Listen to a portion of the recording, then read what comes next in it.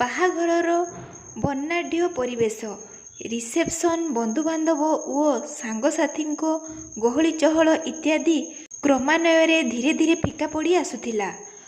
ଅନିମେଷର ଘରର ସଦସ୍ୟ କହିଲେ ମାତ୍ର 2 ଜଣ, ମା ଓ ପୁଅ।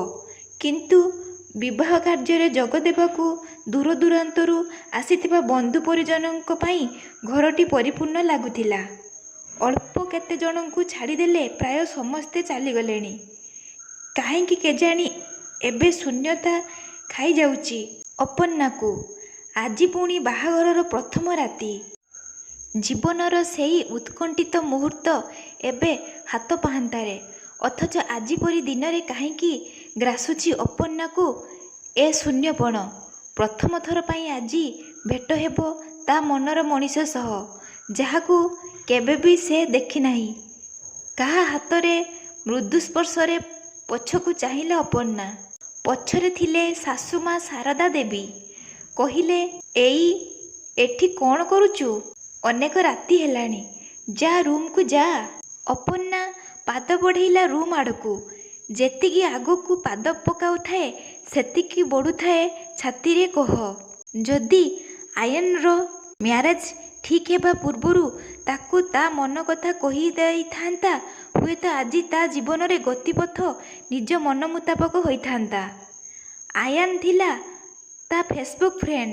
ପ୍ରଥମେ ଚାଟିଂ, ତାପରେ ନମ୍ବର ଦିଆ ନିଆ। ଫୋନରେ କଥାବାର୍ତ୍ତାରେ ବିତିଲା ଘଣ୍ଟା ଘଣ୍ଟା। ଅନେକ ସମୟରେ ରାତି ବି ପାହିଯାଉଥିଲା। ଅପର୍ଣ୍ଣା କେବେ ତାକୁ ସାମ୍ନାରେ ଭେଟି ନଥିଲା ସିନା, କିନ୍ତୁ ଅନୁଭବ କରିପାରୁଥିଲା ସେ ଯେ ତାର ମନର ମଣିଷ। ଆଜି ଯାଏଁ ଯେଉଁଭଳି ପୁଅଟିର ସ୍ୱପ୍ନରେ ବିଭୋର ହେଉଥିଲା, ଏ ଯେ ସେଇ ଟିକେ ବି ଦ୍ୱନ୍ଦ୍ୱରେ ନଥିଲା। ଦିନେ ସ୍ଥିର କଲା ଆୟାନକୁ ମନ କଥା କହିଦେବ। ଅଥଚ ଭାଗ୍ୟକୁ ବୋଧେ ଆଉ କିଛି ମଞ୍ଜୁର ଥିଲା।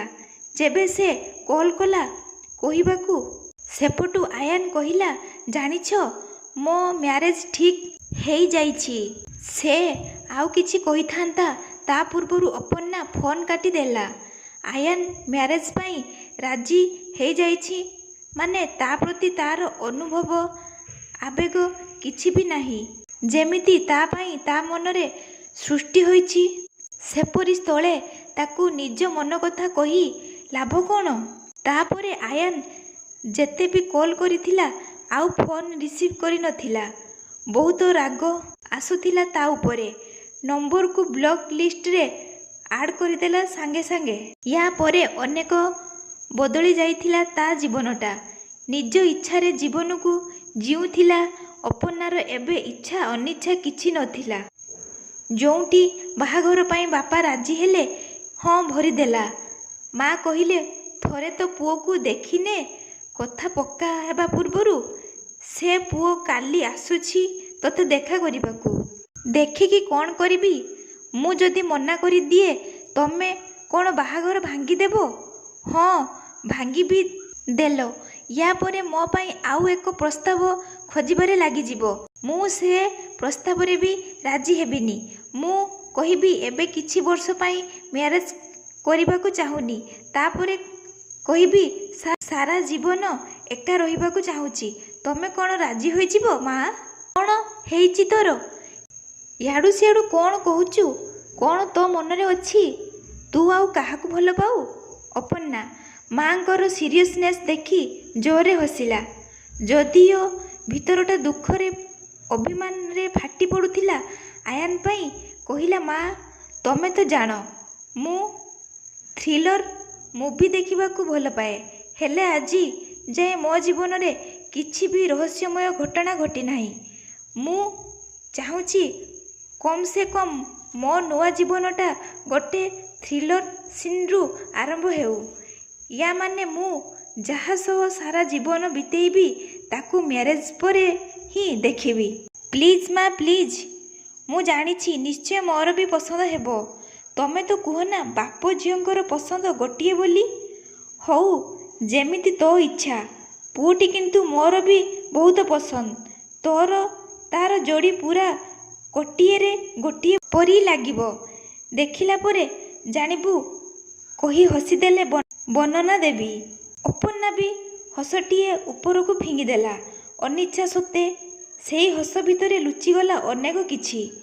ତା ଆଖିର ଲୁହ, ଛାତିର କୋହ ଆଉ ଆୟାନ ପାଇଁ ଅସରନ୍ତି ପ୍ରେମ। ଏତେ ସବୁ ଭାବନା ଭିତରେ ଅପର୍ଣ୍ଣା ରୁମ୍ ପାଖରେ ପହଞ୍ଚି ସାରିଥିଲା। ଧୀରେ କି କବାଟ ଖୋଲିଲା। ଆଖି ପଡ଼ିଲା ବେଡ୍ ପାଖରେ ଥିବା ନାଲି ଗୋଲାପର ଫୁଲଦାନୀ ଉପରେ। ତାପରେ ଦେଖିଲା ଝରକା ପାଖରେ ଟଙ୍ଗା ଯାଇଥିବା ଲିଓନାର୍ଡୋ ଦା ଭିନିସଙ୍କର ମୋନାଲିସା ଚିତ୍ର।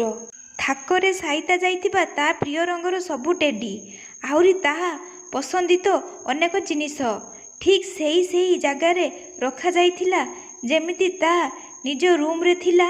ଏମିତି କେମିତି ସମ୍ଭବ? ଅନିମେଷ ସହ ତାର ଆଦୌ ଦେଖା ବି ହେଇନି। ଆଉ ତା ରୁମ୍ ବିଷୟରେ ଏତେ ତଥ୍ୟ ଜାଣିବା ଅସମ୍ଭବ। ପୁଣି ଦେଖିଲା ଡ୍ରେସିଂ ଟେବୁଲ ପାଖରେ ଅନେକ ଗୁଡ଼ାଏ କାର୍ଡ଼ ରଖାଯାଇଥିଲା। କାର୍ଡ଼ ତା ବହୁତ ପସନ୍ଦ। ସେ ଯାହା ଉପରେ ଯେତେ ବି ରାଗିଥାଉ, କେହି କାର୍ଡ଼ଟିଏ ଦେଇଦେଲେ ସାଙ୍ଗେ ସାଙ୍ଗେ ମାନିଯାଏ। କାର୍ଡ଼ଟିକୁ ଓଲଟାଇବାକୁ ଲାଗିଲା।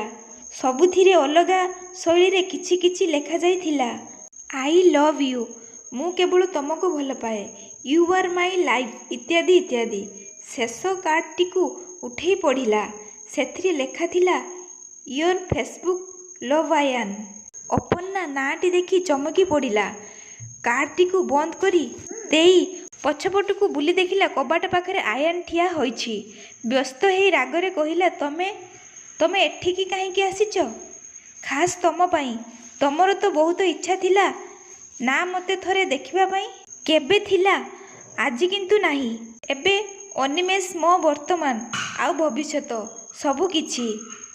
ଆଉ ମୁଁ ତୁମର କିଛି ବି ନୁହେଁ। ତାହେଲେ ରାତି ରାତି ତମ ସହ ବିତିଥିବା ସେ ମୁହୂର୍ତ୍ତ ଗୁଡ଼ାକର ମାନେ କ'ଣ ଥିଲା? ସେ କଥା ମୁଁ ଜାଣିନି। ୟା ଛଡ଼ା ତମେ ହିଁ ତ ପ୍ରଥମେ ତମ ନିଜ ରାସ୍ତା ବାଛି ନେଇଥିଲ। ତମେ କ'ଣ ଚାହୁଁଥିଲ ସାରା ଜୀବନ ମୁଁ ତମ କଥା ଭାବି ଭାବି ମୋ ଜୀବନକୁ ଜାଳି ପୋଡ଼ି ଛାରଖାର କରିଦେଇଥାନ୍ତି? ଭଲ ହେବ ତାକୁ ଅତୀତ ଭାବି ଭୁଲିଯାଅ।